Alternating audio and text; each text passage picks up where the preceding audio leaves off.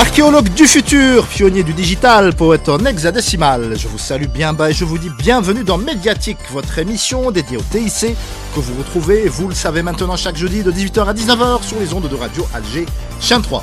Je suis Reda Menassel en compagnie de Lamine B, derrière la vitre de mes chroniqueurs de talent. Nous allons tenter pendant une heure de temps de faire illustrer l'actualité en matière d'innovation, de club étudiant, de recherche scientifique et de nouvelles tendances.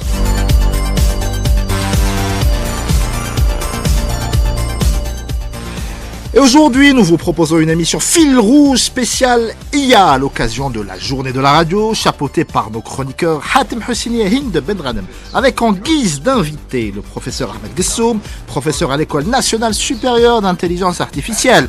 À ses côtés, monsieur Anis Ababsia, fondateur de Jaune, expert en digital, monsieur Anis Hatoum, économiste formateur international, et enfin, et non des moindres, monsieur Mohamed Lamine Moul Khelwa, directeur indemnisation chez GAM Assurance.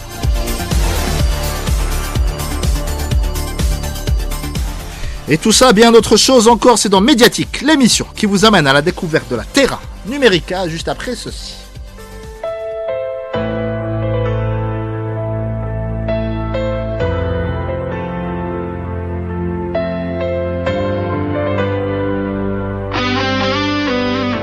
Et ce morceau est une exclusivité que nous a envoyé l'un des plus grands musiciens algériens de tous les temps, Georges Ledir. Il s'agit de Sid Ali Arak, un grand monsieur. Merci beaucoup pour cette amitié et pour cet honneur. You can't feel anymore. His heart is dead. The truth is made of lies. All is over now. The warmth makes him cold. The sun darkens his days. The sight of hope is fading away from me. This bleeding heart of mine, yearning for love, frozen tears on my cheek, burning my face. Bleeding heart of mine, is yearning for love. Frozen tears on my cheek.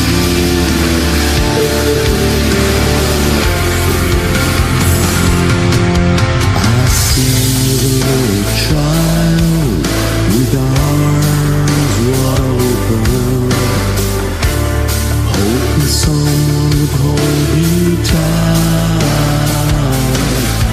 I tried to walk the face with the tears of goodbyes. I can reach him as he disappears, 'cause I'm that child. This bleeding heart of mine is yearning for love. Frozen tears on my cheeks, burning my face. This bleeding heart of mine is yearning for love. Emptying my soul.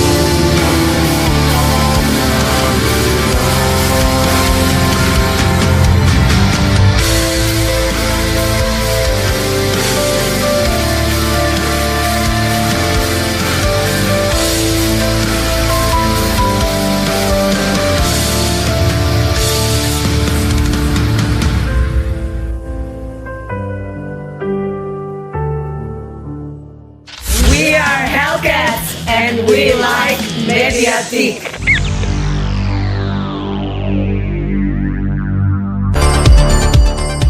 Et voilà, j'espère que ça va faire plaisir à notre ami Sid qui nous écoute religieusement de Finlande. Allez, on s'intéresse tout de suite à la thématique du jour, thématique spéciale journée internationale de la radio. C'est notre marotte dans Médiatique, il s'agit d'intelligence artificielle. Hatem Houssini, tu adores ce sujet. Bonjour Reda, bonjour chers auditeurs. Donc, vu qu'aujourd'hui c'est la journée mondiale avec la thématique sur l'intelligence artificielle, on a avec nous plusieurs personnes qui activent un petit peu, qui ont tous un avis sur l'intelligence artificielle. À commencer par le professeur Ahmed Gessoum, qui est professeur à l'École nationale supérieure d'intelligence artificielle, un habitué de l'émission. Voilà, Merci.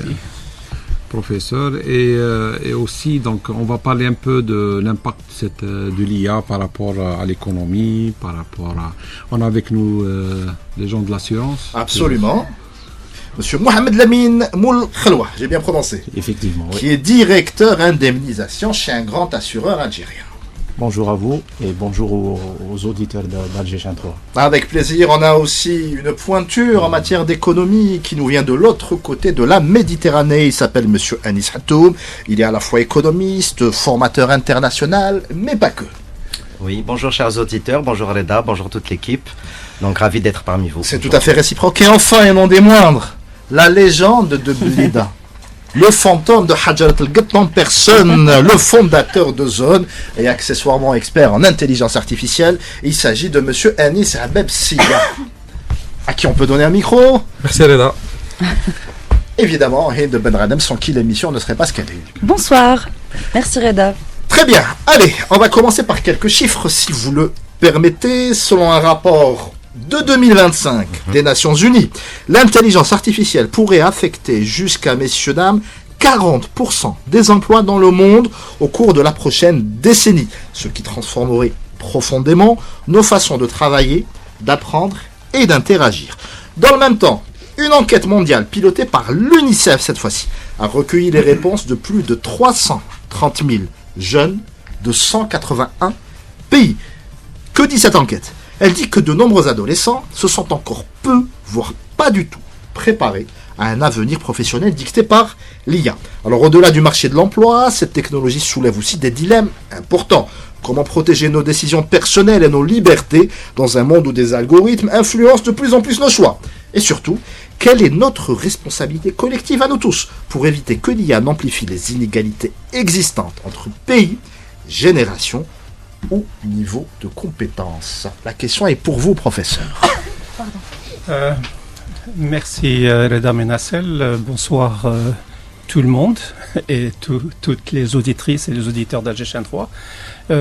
Les questions sont pour moi. Il y a pas mal de... On va essayer de vous décharger de quelques questions vu le nombre des invités. Il y a pas mal de points très importants, effectivement. Un, c'est ce qui est connu actuellement, et il y a eu une étude très récente d'IBM qui dit que il va y avoir un remplacement des emplois.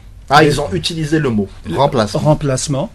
Les compétences, les personnes qui maîtriseront l'IA seront bien plus effectives et présentes que les personnes qui ne maîtriseront pas l'IA. Donc, d'où ce que vous avez mentionné comme une statistique, 300 000 jeunes qui ont été, pour lesquels un sondage a été fait. Effectivement, là, il s'agit de penser très sérieusement et très rapidement à la mise à niveau formation non seulement universitaire, mais pré-universitaire. Donc, il faut vraiment un effort grandiose, colossal, à tous les niveaux. On va en parler aussi avec Anis Hatoum, voilà. Pour faire comprendre ce qu'est l'IA, pour faire non seulement comprendre ce qu'est l'IA, mais de donner les ABC de l'IA, introduire même la programmation, l'utilisation d'outils IA, etc., dès le lycée, même le moyen. Et je crois que c'est en train d'être étudié en Algérie de façon très très sérieuse. Donc là, il y a un travail important à faire. Il y a un travail aussi à faire au niveau des entreprises. D'accord. Il y a tout un travail de ce qui est appelé en anglais upscaling and rescaling.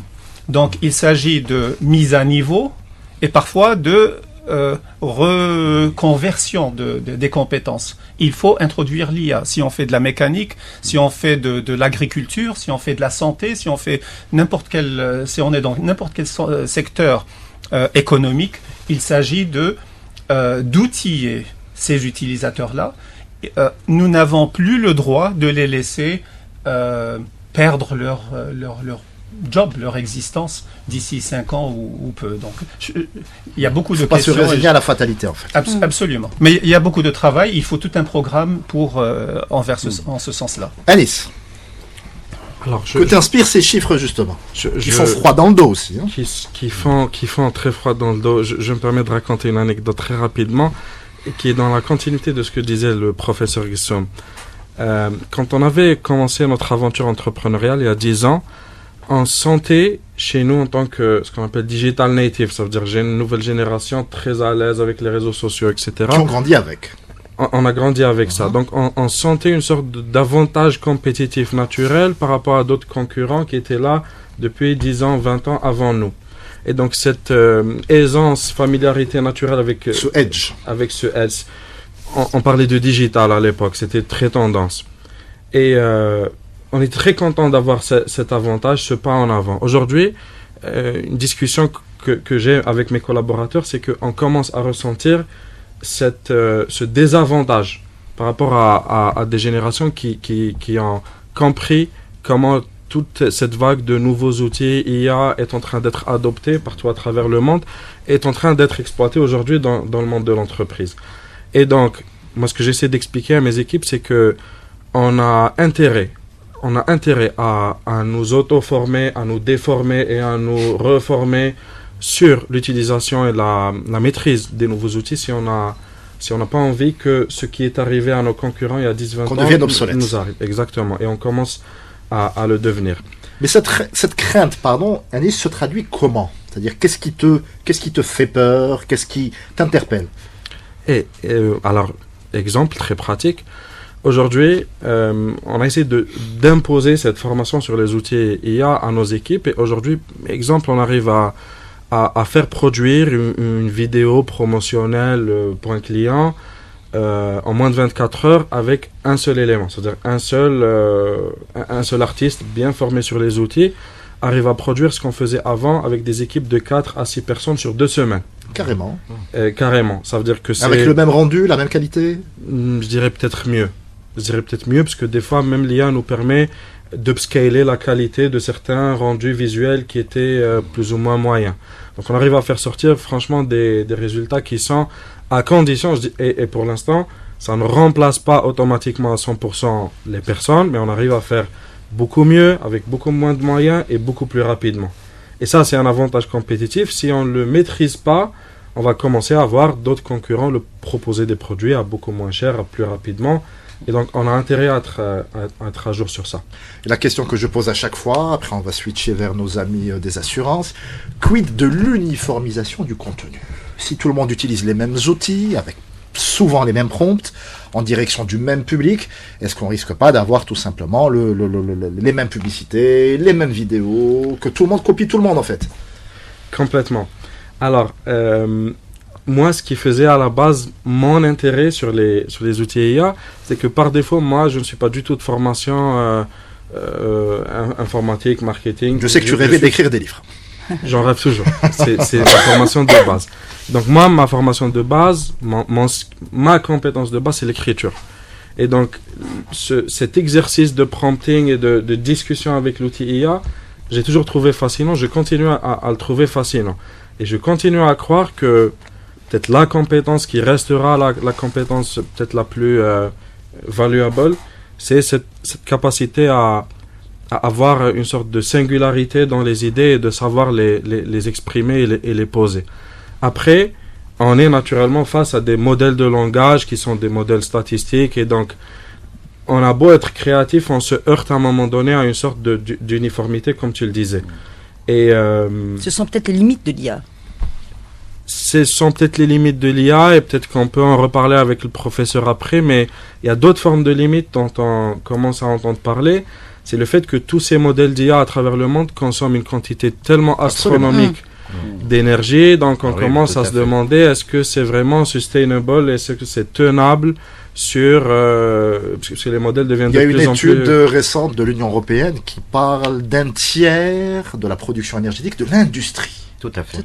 C'est impressionnant. Effrayant, complètement. Et donc, est-ce que c'est pas une bulle en fin de compte? Est-ce qu'on devrait vraiment trader, sacrifier nos compétences de base, nos compétences innées vers des compétences basées uniquement sur l'IA? Mais maintenant, justement, emporté par cette facilité qu'apporte l'IA, maintenant c'est devenu pluridisciplinaire, tous les secteurs s'en servent. L'Algérie aujourd'hui se met à jour. D'ailleurs, moi j'ai envie tout de suite de passer à la nomination de la gamme assurance lors de la compétition Intelligent Insure Awards, où vous avez été retenu donc sur 40 candidatures pratiquement. Vous étiez parmi les 12 Mabrouk, premiers. félicitations. Et je vous félicite pour ça. Est-ce qu'on peut avoir davantage de détails? Et surtout, est-ce qu'on peut avoir le gâteau Donc le gâteau pour l'or, Inch'Allah. Donc pour faire simple et y aller vite, donc on a présenté un dossier où on a mis en évidence tout ce qu'on avait accompli durant 2 à 3 ans. Donc on a commencé par digitaliser, par numériser. Par la suite, on devait utiliser cette donnée parce que, pour être sincère, avoir un modèle de IA réussi, c'est qu'il faut avoir une donnée fiable. Mais est-ce que 3 années ça suffit? Ça nous a suffi pour mettre en prod notre modèle IA. Donc on l'a mis, il est toujours en phase test, il est toujours en phase learning. Donc on a des résultats, on va dire, probants et satisfaisants. Donc on est en train toujours de... Et vous le nourrissez comment? Voilà, donc on nourrit... Je parle notamment de la loi, de la fameuse loi de protection des données, 18, etc. Oui, Voilà. la 1807, donc on a nos propres données et on a réussi à entraîner les modèles avec nos propres données. Donc on n'a pas été chercher des données ailleurs. La gamme existe depuis 2001, donc depuis 2001 on a réussi... C'est-à-dire vos données, les données des souscripteurs, les données des souscripteurs... Anonymisées, rassurez-moi. Et des sinistres aussi, Voilà, et des sinistres, mais l'anonymat est toujours très bien. C'est normal. Mais c'est ça qui nous a permis de mettre en place notre modèle IA.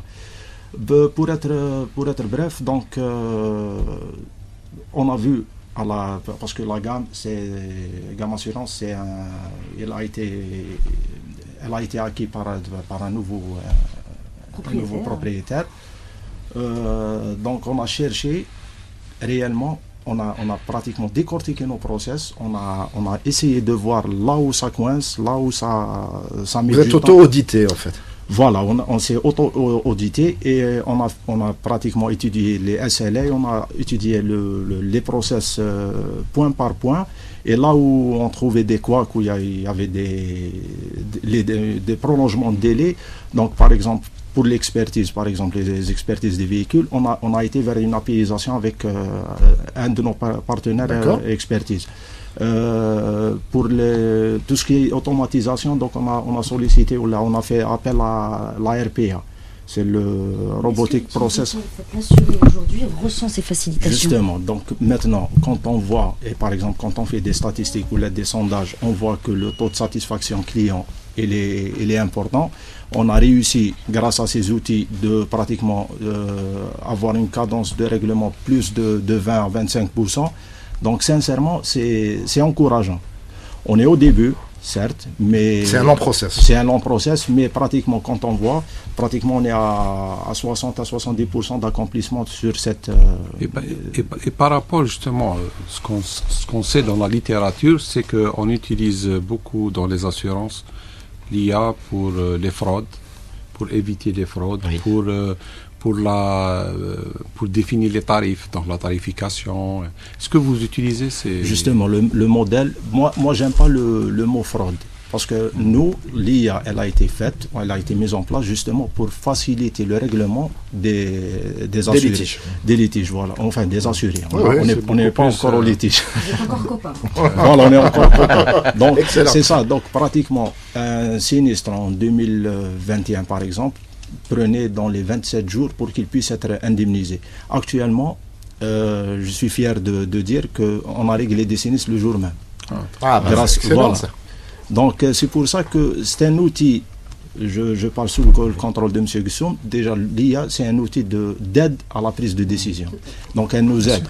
On ne va pas, contrairement à ce que les gens disent, qu'on va éliminer l'humain, au contraire, l'humain, on le garde toujours, on le préserve toujours. C'est un gain de productivité. Voilà. L'humain, maintenant, on veut qu'il se focalise sur les sinistres importants, par exemple, mais tout ce qui est inférieur, par exemple, à 100 000 dinars, j'ai pas besoin qu'un humain voit ça, c'est l'IA qui va faire. Sauf que se pose évidemment, pas pour votre assurance à vous, mais de manière générale pour votre secteur d'activité, les problèmes éthiques. C'est-à-dire, est-ce que l'intelligence artificielle, qui a accès à des données de santé parfois très très sensibles, parfois très personnelles, ne risque pas de prendre des décisions, j'allais dire, purement logiques, sans le contrôle humain, sans l'empathie, sans la contextualisation, qui fait aussi partie de votre travail d'assurance. Effectivement, oui. Non, justement, donc je dois juste préciser un truc, notre compagnie, elle est spécialisée dans les assurances dommages. D'accord. Donc on ne traite pas les dossiers santé. Mais je vous ai posé la question de manière générale par rapport au secteur de l'assurance. Certes, effectivement, oui. Donc, par exemple, nous, actuellement, le modèle donne une décision, et cette décision, elle est toujours validée par un humain. On est toujours en phase d'apprentissage. Donc c'est pour ça qu'on est en train de régler, de faire baisser un coefficient, de faire augmenter un autre, pour qu'on puisse avoir vraiment des résultats qui se rapprochent de plus en plus du réel. Hatem, on va parler de l'aspect économique cette fois. Et justement, dans les aspects économiques, on sait que maintenant, surtout les grandes entreprises américaines qui un petit peu mettent la main sur les technologies, les GAFA et tout ce qui s'ensuit, sont en train de mettre à peu près 700 milliards de dollars pour justement développer ces technologies dans l'économie. Oui. Et la question, elle se pose dans le sens où on connaît tous ce qu'on appelle la fracture numérique entre le nord et le sud. Et maintenant, avec tout cet argent qui est mis sur ces nouvelles technologies, est-ce que nous n'allons pas un petit peu reculer? Rester sur le côté de la route. Et comment peuvent intervenir nos compétences qui sont à l'étranger ou bien qui sont un petit peu en contact avec ces développements technologiques? Oui, votre question est très pertinente. En fait, au niveau économique mondial, on va dire que chaque pays essaie de développer sa propre intelligence artificielle. Le professeur Gussoum le sait aussi. Les Américains, effectivement, ont investi plus de 700 milliards de dollars à développer l'économie numérique et notamment l'intelligence artificielle. On connaît tous certaines marques d'intelligence artificielle, je ne vais pas les citer. Il en existe beaucoup. Tout à l'heure, je lisais un article notamment qui concerne l'Europe. L'Europe veut développer sa propre intelligence artificielle. Il y a eu un investissement dans l'entreprise Mistral d'1,2 milliard, une levée de fonds qui a été faite ces jours-ci, et où les serveurs sont domiciliés donc en Suède. C'est une volonté politique parce que le climat est plus favorable, c'est vert, on connaît l'impact écologique des serveurs au niveau du réchauffement climatique. Qui sont soumis notamment à des cahiers de charges draconiens. Oui, notamment. Voilà. La question se pose en fait pour les pays du Sud à est-ce qu'on souhaite dépendre d'une intelligence artificielle développée par un pays étranger. Donc une question de souveraineté peut être soulevée ici, souveraineté politique, souveraineté économique. Il faut savoir que l'intelligence artificielle dépend uniquement de la data qui en est incorporée en open source. Donc nos chers auditeurs doivent être au courant de ceci aussi. C'est qu'aujourd'hui, lorsque vous communiquez sur les réseaux sociaux ou lorsque vous émettez des documents dans l'intelligence artificielle, elles tombent dans le domaine public. Elles sont consultables par n'importe qui. Donc nous avons connu en Europe et puis aux États-Unis des secrets de fabrication dévoilés au grand jour, des procès faits à des employés de certaines entreprises dans le numérique, que ce soit en Chine ou aux États-Unis, parce que les données sensibles de nouveaux produits étaient tombés dans le domaine public. Voilà pour la formation, c'est-à-dire est-ce qu'on peut lancer des programmes de formation tels que ça se fait oui, donc hier j'ai échangé avec le ministère de la formation professionnelle, donc je salue les équipes de Nassim Arhab notamment et tous les programmes de formation qui vont être mis en place pour justement à ce que notre jeunesse ici en Algérie soit au fait de l'intelligence artificielle. Il faut savoir que Reda l'a dit tout à l'heure aussi, dans certains pays d'Europe et en Amérique, l'intelligence artificielle est introduite à l'école dès le jeune âge. Aujourd'hui, les jeunes de 7 ans, 8 ans, 10 ans, 11 ans, 13 ans utilisent l'intelligence artificielle. Vous êtes une start-up avec un concept innovant. Vous avez une actualité liée au TIC que vous aimeriez développer? Rien de plus simple. Il vous suffit de nous écrire sur la page Facebook de l'émission Médiatique-du-6 Alger Champ 3. Médiatique, c'est avant tout votre émission et notre porte vous est toujours ouverte.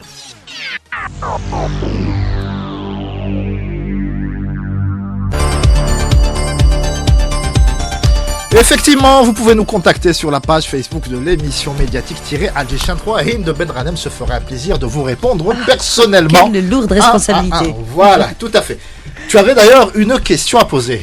D'abord, une remarque concernant les budgets colossaux. On entend parler aux États-Unis et ailleurs dans le monde des chiffres phénoménaux. Mais en même temps, je me dis c'est relatif parce que l'investissement là-bas comprend des chiffres aussi très intéressants. Oui. Non, moi, je vais profiter de la présence de l'assureur pour dire aujourd'hui, si j'ai un outil digital ou même IA, est-ce que je peux l'assurer?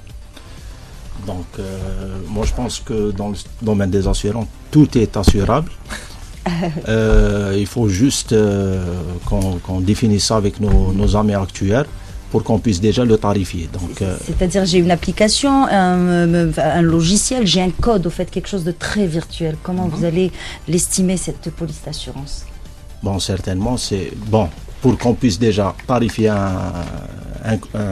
une police d'assurance ou là. Donc on doit déjà d'ores et déjà y aller vers l'historique. Est-ce qu'il y a eu des sinistres?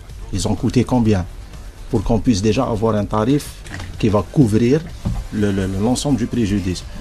Maintenant, quand vous dites là, c'est les assurances à responsabilité civile, je pense que nous, assureurs, nous allons y penser et proposer un produit comme ça. Anissa Babsia, vous voulez rebondir? En fait, en parlant justement des risques et d'assurance, on voit depuis début 2026 un tout nouveau concept qui s'appelle CloudBot. C'est ça. Oui. Et qui est un agent complètement autonome. Ça veut dire que c'est pour la première fois on a un assistant IA qui se contente pas seulement de répondre à nos questions, mais à qui on peut donner des accès. Ça veut dire que c'est quelqu'un qui programme notre agenda, qui a accès à notre carte de crédit, qui fait des achats à notre place et qui a assistant virtuel. Oui, mais qui a la liberté, par exemple, de voir j'ai raté mon anniversaire de mariage avec ma femme, donc il peut prendre la liberté de lui acheter un bouquet. Alors le 14 février, c'est ce samedi. Voilà, rappel à nos auditeurs, soyez à la hauteur de la situation. Voilà. Et ce qui est en train de se passer, c'est qu'en fait, où sont les limites réelles de cet assistant virtuel? Ça veut dire que s'il prend la décision... c'est un libre arbitre, hein, si on veut faire de la philosophie. Complètement. Et donc, comment est-ce que je détermine si je me suis fait arnaquer par mon assistant ou est-ce que c'est une erreur ou qui est assurable, qui est l'assuré? C'est une vraie question. C'est une question épistémo-philosophique, effectivement. Complètement. Professeur. Mais là, il y a un problème qui est effectivement posé. À qui incombe la responsabilité d'une erreur de l'IA? Par exemple, le cas que vous avez posé, Madame Hind, il y a eu une airliner, une compagnie de voyage canadienne, dont le bot avait offert un package à un des clients, une offre, un voyage, package, etc., qui était extraordinaire. Et la compagnie a annulé cette offre-là. Et donc le client, qu'est-ce qu'il a fait? Il a poursuivi en justice. Voilà. Donc, votre question est très pertinente. Ce sont ce genre d'erreurs, et nous avons nos experts avec nous. Aussi. Ce sont ce genre d'erreurs qui sont possibles. Est-ce que c'est le développeur? Les données, d'où elles sont venues? Est-ce que c'est l'entreprise qui utilise cela? Donc, il y a plusieurs parties prenantes. C'est la même chose avec les voitures autonomes. S'il y a un accident qui tue des enfants ou n'importe qui, etc. Quid de la bourse? Quand on sait que, je ne me souviens plus du chiffre exact, mais on en avait déjà parlé lors d'une précédente émission, il me semble que c'est 50 ou 60% des opérations boursières mondiales qui seraient gérées avec une intelligence artificielle. On condamne qui en cas de crash? C'est la machine? C'est le trader? C'est le grand problème. On a la chance d'avoir un économiste avec nous, Anis Hattoum. Oui, tout à fait. Qui va en prison? Est-ce que c'est toi ou la machine? Tout à fait. Bon, là... Tout le monde, il vaut mieux que ce soit la machine. La question est posée plutôt aux banquiers, banquiers Voilà. assureurs aussi. Donc effectivement, on rentre dans un flou artistique concernant ces questions-là d'une défaillance de l'intelligence artificielle dans l'IA. Il faut savoir que tous ces pays du Nord, on va résumer ainsi, qui ont investi des milliards dans l'intelligence artificielle, ça a un but ultime, c'est un retour sur investissement. Donc le retour sur investissement, il sera économique, de la part d'entreprises privées ou publiques qui vont utiliser l'IA pour générer du chiffre d'affaires et pour générer du bénéfice, ce qu'on fait actuellement, Dr Gessom peut le confirmer aussi. Et de ce fait, il est assez rare de tomber sur des cas de défaillance d'IA, parce que beaucoup d'entreprises aujourd'hui privées se limitent à l'utiliser dans des cas où il y aurait une perte. Concernant le domaine boursier, effectivement, aujourd'hui, il n'y a pas eu de précédent sur un crack boursier lié à la défaillance de l'IA et l'utilisation de bots notamment ou autres. Il y avait même un cas aux États-Unis où la technologie IA a synchronisé les loyers des différentes entreprises, agents immobiliers, pour garder le loyer à un certain niveau. Oui. Et ce qui a été jugé par l'État, que c'était concurrentiel. Concurrentiel. D'accord. Donc il y a toutes ces choses. Oui, tout à fait. Et puis la data est aussi introduite derrière par l'être humain. L'intelligence artificielle se sert uniquement de la data qu'on lui donne. Donc effectivement, dans les modèles prédictifs boursiers, notamment sur les indices boursiers mondiaux, on se base sur de la donnée, sur le passé, sur le présent, qui va donner peut-être ou pas une suite dans l'avenir. Hind Bendranem. Et tu sais, Reda, moi, à chaque fois, je profite de la présence de nos experts pour poser certaines questions, et ce sont des cas concrets. Je parle à toi, Anis, banquier et puis assureur. Pourquoi l'investissement dans le digital, qu'il soit IA ou digital classique, pourquoi la banque ne joue pas le jeu avec l'investisseur? Aujourd'hui, je vais voir un banquier et on a vu des cas, je vais taire le nom de la banque, et qui ne refuse donc d'investir parce que pour eux c'est flou, c'est un code, c'est du virtuel. Donc contrairement à un investissement où il y a une assiette, il y a une usine, il y a du palpable. Voilà, il y a du palpable. Pourquoi le banquier, notamment en Algérie, n'investit pas ou ne joue pas le jeu? Réponse courte, Anis, si on switchera vers Hatem. Oui, la réponse est simple. Un banquier va investir. On aime savoir le retour sur investissement quand on prête de l'argent. Le but d'une banque, c'est de prêter de l'argent afin d'être remboursé avec le cas échéant des intérêts. Donc de ce fait, comme c'est une technologie qui est assez nouvelle, comme les entreprises innovantes, il y a eu des réussites, mais il y a eu beaucoup d'échecs.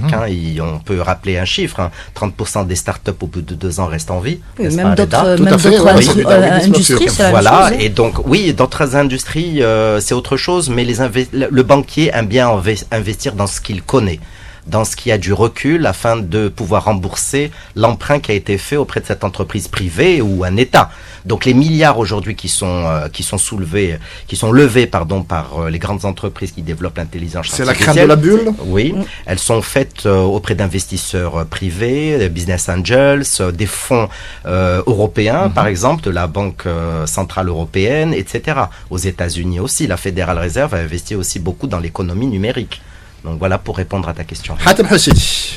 J'aimerais maintenant aborder la question de l'éthique dans l'IA. Et là, dernièrement, la Chine et les USA n'ont pas pu signer un document ou là, une déclaration, même si elle n'est pas contraignante, sur le contrôle humain des armes IA, c'est-à-dire dans le militaire. C'est-à-dire c'est-à-dire que l'IA, on peut la laisser toute seule envoyer un missile. Skynet, en fait. Voilà. C'est ce qui est appelé LAWS en anglais, Lethal Automatic Weapon System. Donc ce sont les drones autonomes, etc. Et ça, est-ce que c'est pas un signal qui veut dire que la place de l'éthique n'est pas encore Professeur, puis j'aimerais avoir l'avis d'Anis. Les problèmes liés à l'éthique sont là et ils sont réels et concrets. Par contre, il y a des législations, il y a des textes un peu partout. L'Union européenne, European Action Act, aux États-Unis, au Brésil, En Russie. au Canada, en Chine, pas mal. Dernièrement en Corée du Sud aussi. En Corée du Aussi, Sud, ouais. en Corée du Sud, etc.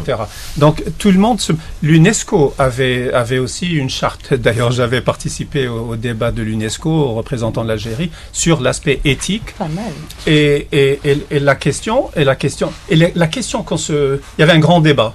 Je dirais presque un combat pendant les discussions entre les pays développés et le reste du monde, parce que nous on essayait de défendre le citoyen, le protéger au maximum, etc. Oui. Et on ressentait qu'il y avait une espèce de protection des entreprises de leur C'est côté. capitaliste. Donc il fallait pas trop tuer l'innovation comme on l'entend aujourd'hui. Donc il y a tout un problème par rapport à l'éthique, et la Chine, États-Unis en est un exemple. Micro-pause, on revient juste après. La Banque nationale d'Algérie, BNA, une banque connectée au futur. BNA vous présente Médiatique. Médiatique, votre passerelle vers le monde digital avec Algérie Télécom. –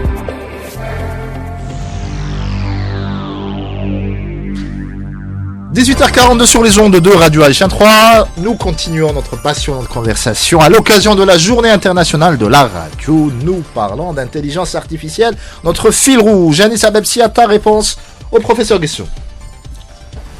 Plutôt, c'est une continuité. Aujourd'hui, l'Union européenne a toujours été championne dans l'acte de régulation. Ça veut dire que les autres leaders avancent, mais l'Union européenne est toujours là, essayer de normer, de poser Ce qui n'est pas plus mal aussi, hein, pour quand on plonge dans l'inconnu. Oui, mais ce que disait justement le professeur Gussoum, c'est que vous avez en face deux États leaders qui ont investi des sommes astronomiques, colossales pour avancer sur un sujet. Puis vous avez une autre partie du monde qui dit attendez, on va voir, on ne sait pas. Donc c'est tout à fait normal d'avoir en face des interlocuteurs qui disent oui, mais comme disait notre ami tout à l'heure, moi j'en ai mis pour mon argent et je m'attends à un retour sur investissement. Et donc après, il y a toujours des lanceurs d'alerte, il y a toujours des réflexions qu'on peut avoir, mais je pense que comme tout autre sujet, c'est quasiment impossible de dire mettons le sujet en pause en attendant de définir une sorte de moratoire qu'avait proposé Elon Musk. Je n'a jamais vu le jour d'ailleurs. Je ne pense pas qu'on puisse arriver à ce sujet, c'est pas une finalité. Je pense que des débats sur la partie éthique, philosophique, il y en aura toujours. Non, mais c'est jouable. Là. Je prends toujours l'exemple du clonage, par exemple, où il y a eu un consensus scientifique. Des scientifiques se sont réunis et les gens ont dit bon, on va pas dans cette direction. Donc c'est tout à fait faisable si l'humanité arrive à un certain degré de maturité. Ils ont commencé à dire cela il y a 20 ans en arrière, mais ça continue de... Oui.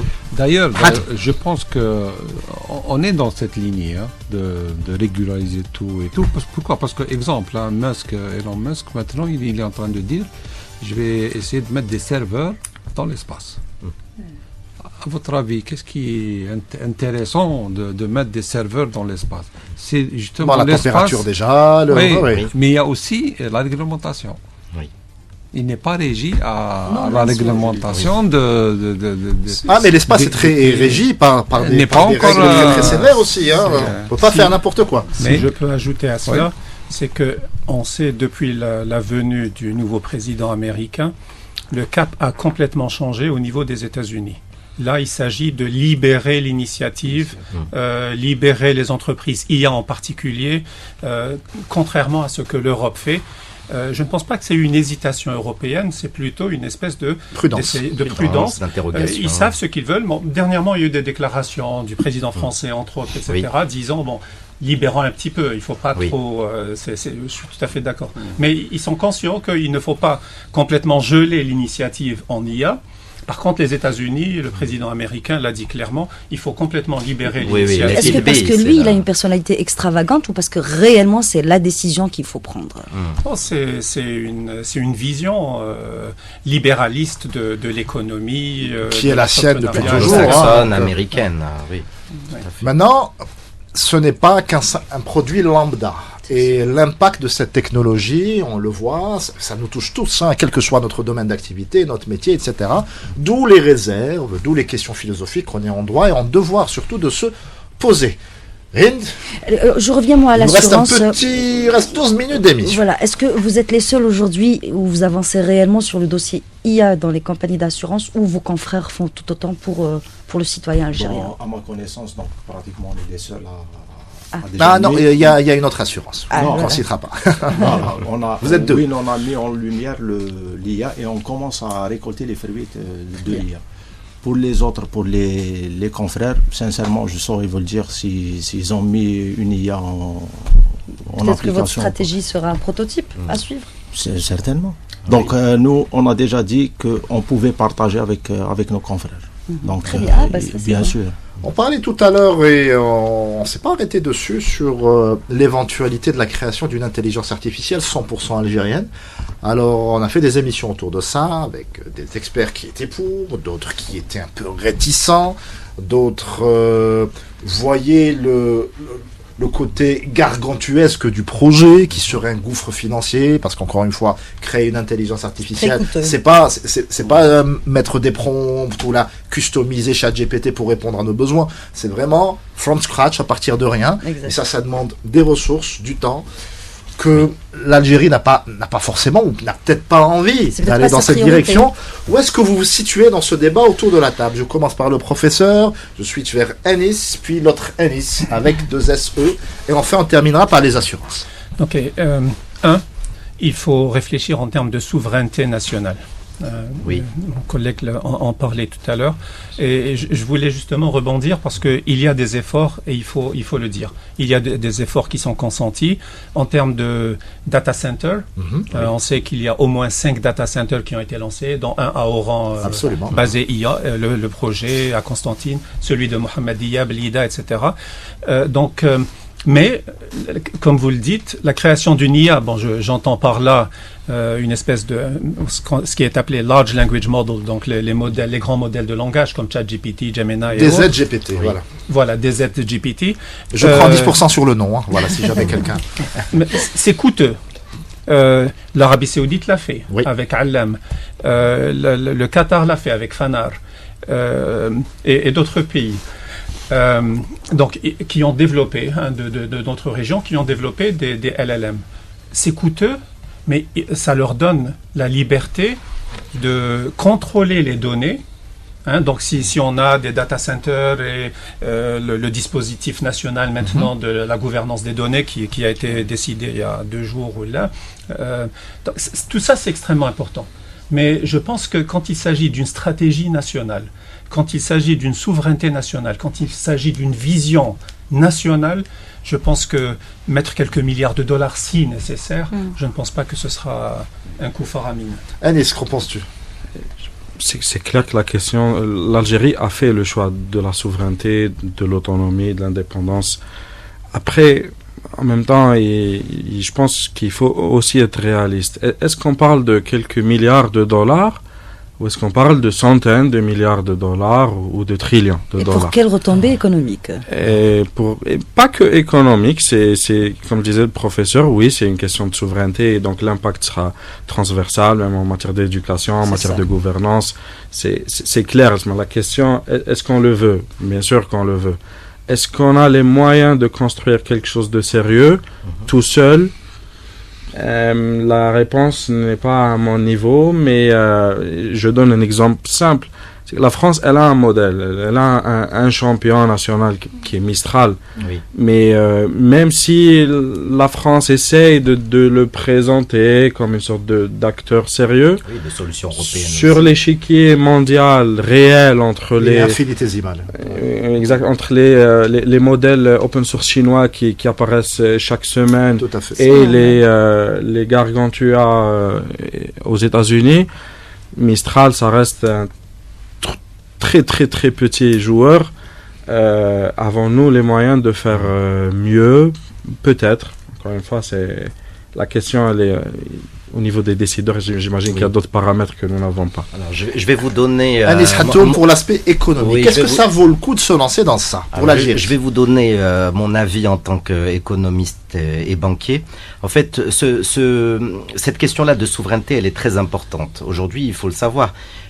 Qui a la main aussi pour arrêter de rendre service avec l'IA qui est par exemple utilisée aux États-Unis à un pays avec lequel l'Amérique est en conflit. Il faut se poser aussi cette question. Si demain, toute l'économie est basée sur l'intelligence artificielle, on commence à le voir dans les entreprises privées. Ça se dessine. Oui. Ah oui, ça se dessine en optimisation. On vend l'IA aujourd'hui comme une optimisation des ventes pour toute entreprise existante de droit privé. Demain, nous avons un conflit avec un pays étranger détenteur de cette intelligence artificielle. Est-ce qu'en appuyant sur un bouton, on peut priver ce pays de cette ressource qui sera la base de notre modèle économique de demain? Là est la question à pourquoi les États-Unis ont investi 700 milliards, pourquoi avant-hier Mistral a pu lever à plus d'1 milliard d'euros pour développer une intelligence artificielle européenne. C'est justement pour rester autonome, voilà. Pour rester autonome, mais c'est l'économie de demain. Je t'en parlais, Reda, aussi tout à l'heure. Si c'est un open source qui est installé en local. Oui, mais le coût de l'installation d'un open source en local, ça demande des moyens. Est-ce qu'aujourd'hui l'Algérie a les moyens d'investir sur l'intelligence artificielle dans les mêmes dimensions que d'autres pays? En plus des chantiers que nous avons dans plus secteurs. Des beaux chantiers qu'on a dans les secteurs et les priorités de l'État. Demain, on joue effectivement notre autonomie économique qui soulève grandement débat. D'où l'utilité, professeur Gessom, d'accentuer sur la formation professionnelle, effectivement, faire monter en compétence notre jeunesse sur l'utilisation de l'intelligence artificielle. Professeur, vous vouliez répondre à Anis Hatoum. Voilà, nous sommes sur la même longueur d'onde. J'aimerais juste ajouter que, bon, j'ai dit open source, c'est une possibilité, mais il faut l'infrastructure, effectivement. Par contre, il y a le know-how, il faut maîtriser. Nos étudiants apprennent ce que c'est les transformers, etc., l'architecture. Mais si on ne met pas la main à la pâte, si on ne développe pas cette technologie, on pourra pas. Maintenant, les Chinois parlent de spiking brains, une nouvelle technologie pour ne pas faire une force brute dans ce que font les LLM, ChatGPT, etc., mais être plus intelligent dans les calculs qu'ils font. Donc ça économiserait énormément en temps et en énergie. Donc en maîtrisant cette technologie, on peut aller de l'avant et se projeter. Je pense que c'est important. Et c'est une très très belle conclusion. Merci beaucoup messieurs, dames, d'avoir répondu à l'invitation de Médiatique à l'occasion de cette journée internationale de la radio. Merci beaucoup à Begbagui et Lamine B derrière la vitre d'être toujours fidèle au poste. Quant à toi, qui m'écoute et que je tutoie, si tu vagabondes sur les ondes, ramène du monde et à très vite. La Banque nationale d'Algérie, BNA, une banque connectée au futur. Médiatique vous a été présenté par BNA.